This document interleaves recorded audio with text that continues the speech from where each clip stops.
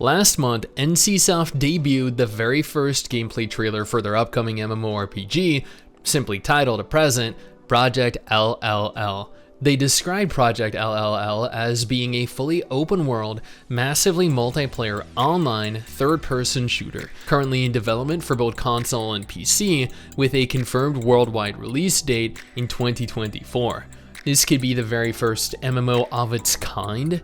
Sure, you might make the argument that they're copying Warframe or Destiny, but the singular defining difference is that neither Warframe nor Destiny are necessarily massively multiplayer. Rather, they both define themselves as online shooters. Both have a very limited number of players ever visible, and even fewer you can take out with you on explorations, on missions. Project LLL will take what makes both Warframe and Destiny successful and attempt to, and I stress the word attempt here, to implement them on a much larger scale. This could be the very first large-scale MMO shooter, the MMO Warframe or the MMO Destiny that we have been waiting for, anticipating for years now. Or, and this is far more likely, it is going to end up delayed into obscurity, reworked into something entirely different, and released as an incomplete mess. But at the same time, you know what? That's just me being pessimistic. That's the kind of person that I am. I would love to be proven wrong here. Speaking of what else I love, all of our patrons over on Patreon. Thank you all for your continued support. I genuinely appreciate it. Also, if you have a moment, I urge you to follow MRSSSTIX and I over on Twitter. Project LLL's project lead went on to claim that the gaming genre is polluted with looter shooters and battle royales. And admittedly, that is not false. And I'm glad someone has actually come out and admitted that, especially when it is the lead of a project this grandiose. The goal for LLL is to create a new intellectual property for a new market that is exclusive to NC, that incorporates the keywords shooter, MMO, and open world. He then elaborated a little on the direction for the game, stating that this project is going to combine various playstyles and elements from NC's previous games before going on to share a gameplay video, which we're actually going to take a brief look at before going any further.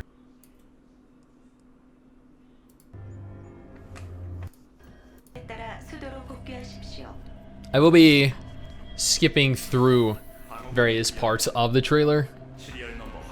It is almost 10 minutes long and I don't really feel like watching the entire thing. This is actual gameplay footage from the development build according to the text at the top right of the screen.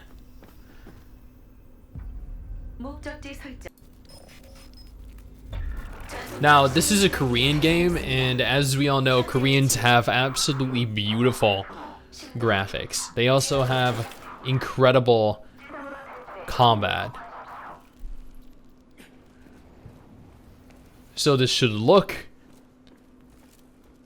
absolutely gorgeous, and at the same time also play very smoothly. I see Groot. What?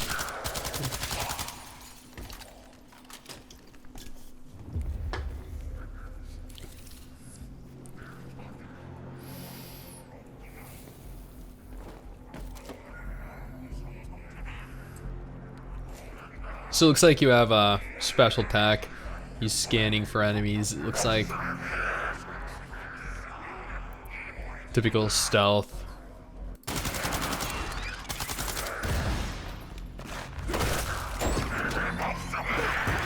I mean, honestly, what I'm seeing doesn't really look that great.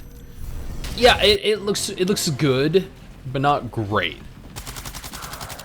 And there's a very discernible difference between a good-looking game and a great-looking game. Although it does look like he either changed his class or... No, he totally changed his class, because before he was a stealth class. And now he's not. Now he's using a shotgun, a rifle.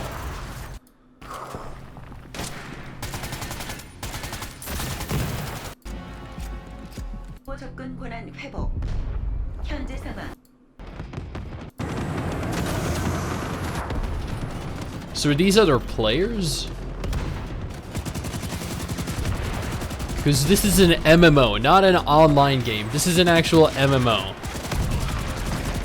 There's supposed to be hundreds of players, thousands of players out in the world. This is, oh my god. This is also supposed to be completely open world, so you can go as far as you can see. You can go past that skyscraper. You can go all the way out into the city there.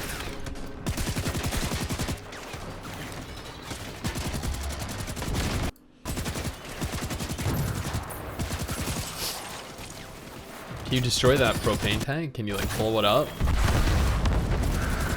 Well, that answers that question. I'm assuming those are players, right? They're not NPCs.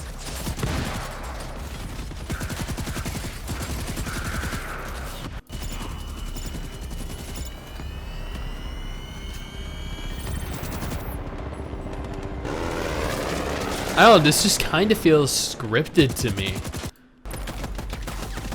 Like, I don't see any other players. 목표 지점을 확보했습니다. 탐지되었습니다. But this could be like a story instance, I guess.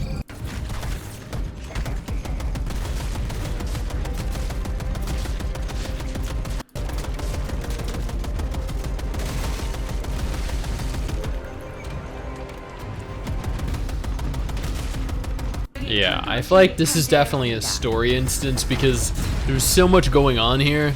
I feel like this dude in the mech suit charging you, your mech being destroyed, like this all seems a little too scripted to be playing out amongst other people.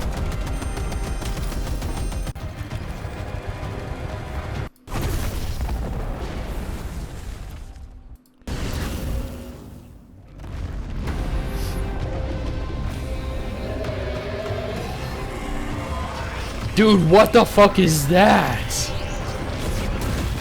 Dude, that looked sick. LLL is a sci-fi game that will provide players a vast open world built with the latest version of Unreal Engine.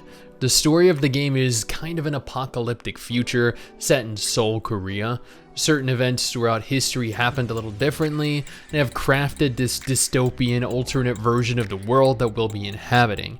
Dune, Blade Runner, and Total Recall were cited as inspiration for the game. Unlike traditional MMOs that allow for player creation and customization, NCSoft actually develops and publishes MMOs with quite extensive creators like Ion, like Guild Wars 2 and Blade and Soul. Despite this, LLL is going to feature entirely predefined characters, each possessing their own unique name, their own background, and driving force. This is going to severely inhibit players that want this sense of originality when creating and playing a character, as everyone is going to be running around as one of several different characters with the same face, the same outfits, the same abilities. It is unconfirmed whether they have plans to allow players to customize their characters beyond selecting them though. And that is everything that NCSoft decided to reveal in their recent interview.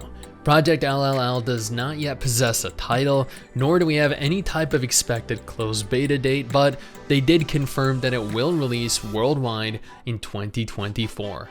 However, NCSoft aren't exactly known for keeping to their schedules.